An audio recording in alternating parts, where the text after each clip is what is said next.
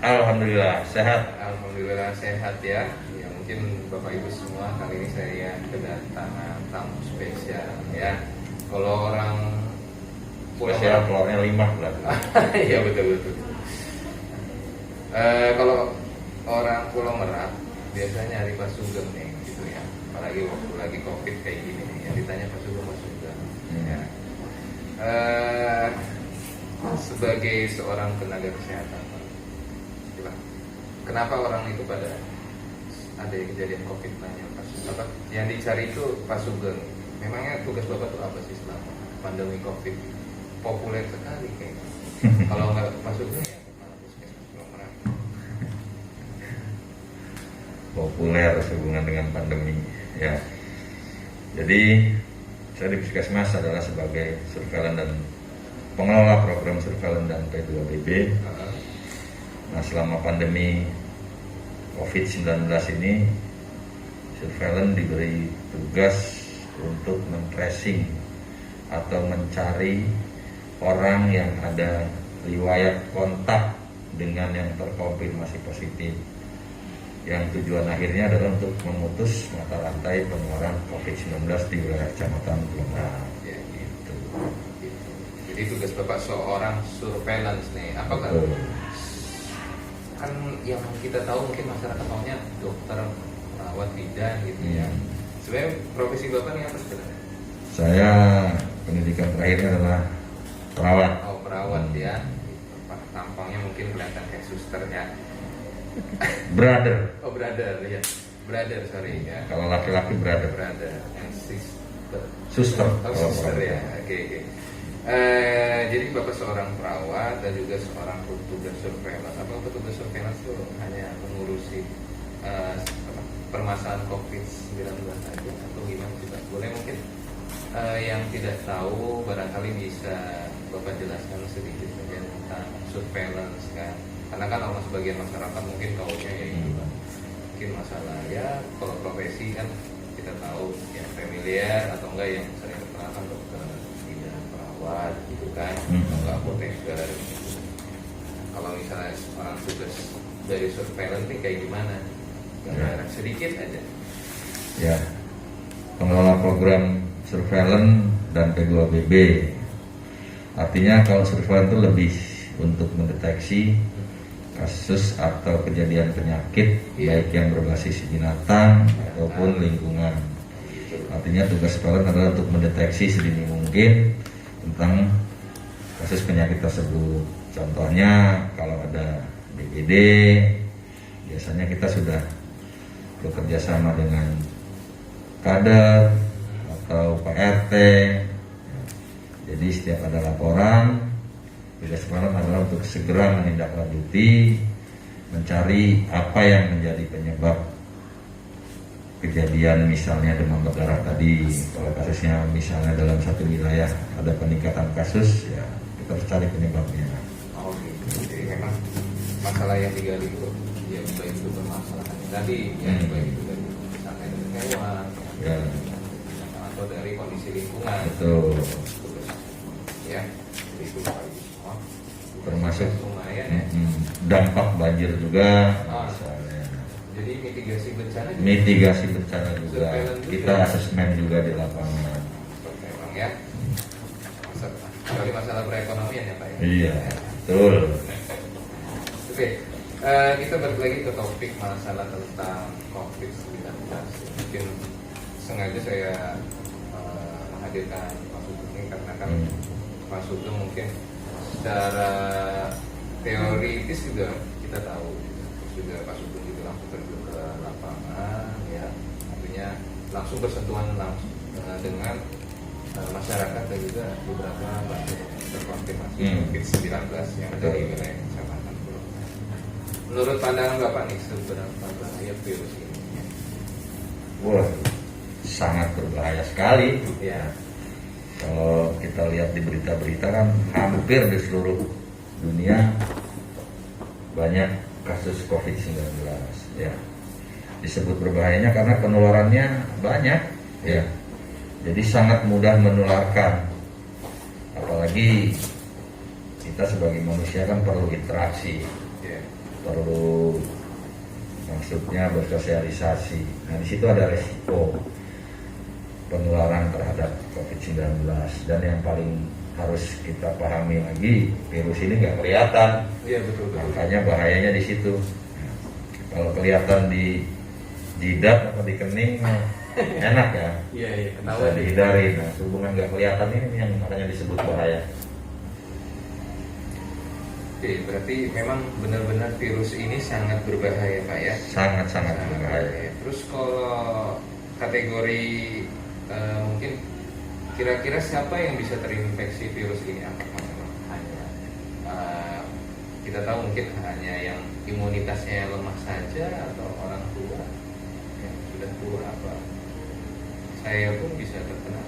Siapa saja akan berisiko terpapar virus COVID selagi kita tidak menjalankan protokol kesehatan. Ya. Artinya apa yang diinstruksikan oleh pemerintah bahwa kita harus menjalankan protokol kesehatan dengan 3M tadi, menggunakan masker, menjaga jarak, dan selalu mencuci tangan. Nah itu pentingnya. Jadi siapapun bisa beresiko, tapi yang harus digarisbawahi adalah yang paling beresiko manula atau manusia usia lanjut dengan penyakit penyerta atau komorbid, itu yang sangat beresiko. Itu yang paling bisa jadi itu paling parah ya. Betul. Ya, kalau misalnya mereka kelompok ini terkena virus tersebut ya, Betul. COVID-19. Ya. Terus saya mau nanya nih, ada isu juga mungkin cara virus ini menyebar mungkin ada di benda mati gitu kan, ada juga yang kayak di kertas, di logam gitu kan, di uang juga bisa gitu. Nah, coba pandangan Bapak seperti apa gitu? Virus ini menyebarnya seperti apa mekanisme? Ya. Jadi yang harus dipahami, penularan virus ini bisa melalui droplet atau percikan langsung, secara langsung. Contoh kalau kayak kita berbicara begini, misalnya Bapak Rizky nggak pakai masker, saya pakai masker. Iya. Nah, di situ kira-kira yang paling aman yang mana? Pakai masker. Artinya yang pakai masker. Nah, tapi kalau kita dua-duanya nggak pakai masker kan kita nggak tahu. Seperti saya bilang tadi bahwa virus ini nggak bisa dilihat. Iya. Gitu. Makanya paling penting adalah pencegah. Jadi tujuan dari 3M tadi adalah untuk mencegah agar kita tidak terpapar virus tersebut. Kemudian bisa juga lewat, kalau seperti tadi, bisa di uang, bisa di kertas, bisa di kayu, yaitu medianya bisa di situ. Nah, kenapa bisa ada di situ? Ya dari orang yang kemungkinan sudah terkonfirmasi positif, kemudian tidak pakai masker, kemudian dia bicara atau menyentuh benda atau barang, ya virusnya bisa bertahan di situ. Dan masing-masing virus bertahan di media yang dia tempati, bertahannya macam-macam, beda-beda waktunya. Makanya sekali lagi pentingnya menggunakan masker, selalu cuci tangan, menjaga jarak, ya tujuannya agar kita terhindar dari virus tersebut. Tadi Bapak bilang virus ini dapat bertahan gitu ya. Bertahan tergantung mungkin medianya gitu kan, nempel di mana gitu atau menyebar di mana. Nah, kira-kira berapa lama ya Pak mungkin virus ini bertahan hidup, terus lama masa inkubasinya gitu, supaya kita semua dapat gambaran gitu. Ya, kalau masa inkubasinya seperti yang saya pahami, apa yang sudah ditentukan dari WHO adalah bisa 1 sampai 14 hari masa inkubasinya.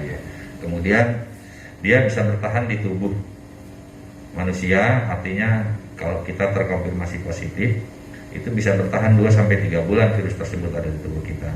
Tergantung reaksi atau akibat yang ditimbulkan dari virus tersebut adalah dari daya tahan tubuh kita sendiri. Karena nggak semua orang yang terkonfirmasi positif itu menimbulkan gejala. Ya. Jadi memang virus ini bisa ditemukan pada orang yang tidak bergejala. Betul. Ya? Gitu. Oke.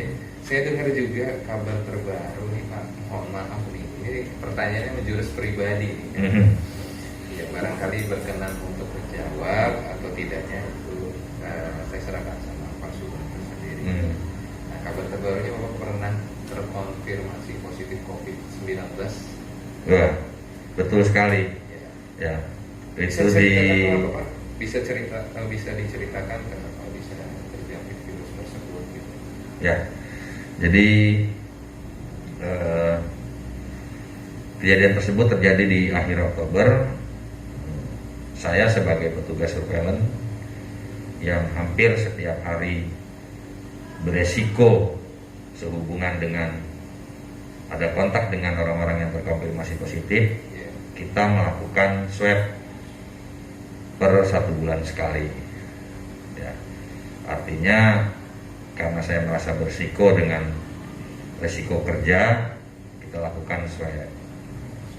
Ternyata begitu di swab, saya hasilnya terkonfirmasi positif. Justru hikmahnya adalah dari hal tersebut, pertama saya bisa merasakan bahwa ternyata apa yang disebut-sebut COVID-19 itu saya juga bisa merasakan ya. Tapi yang harus kita pahami bahwa virus tersebut ya kembali lagi, selagi daya tahan tubuh kita, imun kita bagus, insya Allah sehat-sehat aja. Karena yang saya rasakan dari awal saya terkonfirmasi positif sampai saya melakukan isolasi mandiri selama kurang lebih 14 hari, itu saya tidak menimbulkan gejala atau disebut OTG. Tapi yang paling penting pesan saya adalah untuk warga Kecamatan Komrak yang terkonfirmasi positif, yang paling penting adalah kita harus melakukan isolasi mandiri secara disiplin. Dan yang paling penting lagi, jangan panik. Selagi kita tidak menimbulkan gejala, insya Allah nggak apa-apa. Karena justru kalau kita panik akan mempengaruhi imun kita, yang akhirnya juga akan mempengaruhi kondisi tubuh kita. Jadi sekali lagi nggak usah panik, tetap lakukan isolasi mandiri secara disiplin. Kemudian juga berkoordinasi dengan puskesmas, dalam hal ini dengan saya. Nanti pemantauan kesehatannya bisa kita pantau lewat WA atau lewat telepon. Lewat seluler ya. Lewat seluler. Jadi itu berarti yang harus dilakukan, catatannya di sini adalah upaya untuk mencari kesembuhan tadi ya. Iya, betul. Isolasi mandiri dan juga jangan panik, karena itu akan Paling penting jangan panik. Daya tahan tubuh. Betul. Nah, mungkin ada lagi Pak selain upaya yang barusan disebut, upaya untuk dilakukan supaya mempercepat kesembuhan COVID-19, apakah misalnya kita mengatur pola makannya seperti apa gitu. Sebenarnya kalau pola makan sih kita tidak terkonfirmasi positif pun pola makan harus baik. Tapi dalam hal ini orang yang terkonfirmasi positif adalah paling penting support kebutuhan vitamin. Ya. Yang paling dibutuhkan adalah kalau terkonfirmasi positif itu lebih ke vitamin C, D, dan E. Nah, suplemen atau vitamin-vitamin tersebut bisa kita dapatkan dengan mudah atau berkoordinasi dengan puskesmas. Kalau kayak vitamin D itu bisa kita dapatkan dengan mudah dengan cara berjemur. Terus support makanan yang banyak mengandung gizi, itu yang paling penting. Ya kembali lagi, pokoknya selain support itu tadi, kalaupun support kita baik tapi kitanya masih penuh ketakutan dan kekhawatiran juga percuma. Yang paling penting psikis yang harus kita bangun bahwa ini baik-baik aja, tidak menimbulkan gejala. Ya, jadi memang harus dikendalikan, kelola stresnya gitu. Betul. Nah, tenang jiwanya ya. Stresnya betul. Nah itu berpengaruh Pak ya. Iya, sangat berpengaruh. Tadi juga kan berjemur Pak ya. Berapa menit Pak berjemur? Kurang lebih 10-15 menit. Di atas jam 9 ya. 9 sampai jam 10 kan. Kalau 2 jam bisa kosong Pak ya. Oke. Mungkin terakhir aja Pak, selain tadi mungkin patuhi protokol 3M. Iya. 3M. Nah, apa yang mau disampaikan ya kepada mungkin masyarakat terkait pengalaman Bapak mungkin terkena COVID-19, supaya memang kepada orang-orang yang belum terkena gitu, dan juga memang yang sudah terkena, apa yang akan Bapak sampaikan kira-kira? Ya, selama masa pandemi COVID-19 ini yang harus kita pahami adalah bahwa virus ini penyebarannya sudah kemana-mana, klasternya udah macem-macem. Artinya yang paling penting adalah kembali lagi protokol kesehatan. Karena pengalaman saya di lapangan, banyak masyarakat yang takut akan COVID, Iya. tapi tidak menjalankan protokol kesehatan, Tidak disiplin berarti. tidak disiplin. Ya. Jadi hal-hal kecil banyak terjadi. Contoh seperti gini, orang rajin pakai masker, Iya. tapi nggak rajin cuci tangan. Oh, Itu gitu. juga percuma ya, karena Iya. terutama buat ibu-ibu yang sering belanja di pasar ya. Iya. Karena di situ kita bertransaksi, kita belanja. Yang paling penting adalah selain menjaga jarak pada saat kita ke pasar, selalu gunakan masker, adalah cuci tangan. Itu yang paling penting dimanapun kita berada, atau habis melakukan aktivitas apapun, kembali ke rumah sebaiknya segera cuci tangan. Mandi Itu. kalau bisa ya Pak ya. Nah, untuk ya itu lebih bersih lagi mandi. Iya. Kalau kayak saya hampir setiap hari saya kontak dengan itu ya, sebelum saya masuk ke rumah, baju yang saya pakai dulu sudah saya tanggalkan di luar rumah, artinya sudah disiapkan untuk segera direndam. Itu ya, jadi memang pesannya ya mungkin disampaikan oleh Pak Sugeng tadi ya, disiplin Betul. menjalankan protokol. Protokol. Karena kita tahu ada yang tadi masalahnya ya, ada yang pakai maskernya rajin, cuci tangannya rajin, ternyata nggak menjaga jarak. Ya. Gitu kan. Ada juga banyak teman, ada juga yang memang masih berkerumun ya, walaupun 3M tapi berkerumun Nah. ya. Oke, itu saja mungkin. Terima kasih Pak Sugeng ya. Baik.